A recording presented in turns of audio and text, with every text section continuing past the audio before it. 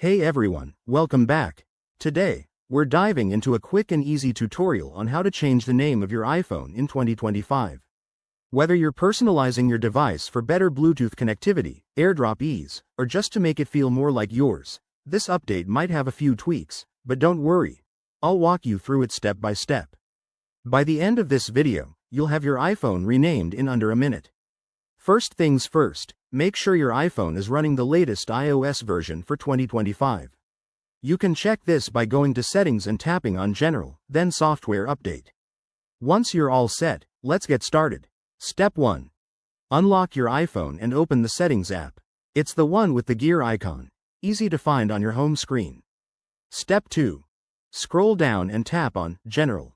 This is where you'll find all the core settings for your device. Step 3. In the General menu, look for About and tap it. Here, you'll see details like your iPhone's model and serial number. Step 4. On the About page, find the Name option. Tap on it, and you'll see your current iPhone name displayed. Step 5.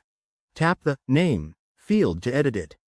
A keyboard will pop up. Type in your new name, like John's iPhone, or whatever you prefer. Step 6. Once you're happy with the new name, tap Done in the top right corner. Your iPhone will save the changes automatically. That's it, your iPhone's name is now updated, which can make sharing files or connecting to devices way smoother. If you run into any issues, like the option not appearing, double-check for software updates or restart your device.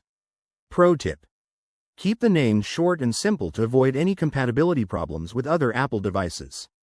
Thanks for watching. If this helped you, give this video a thumbs up, subscribe for more tech tips, and hit the bell icon for notifications. Drop your questions in the comments below, and I'll see you in the next one. Stay tuned.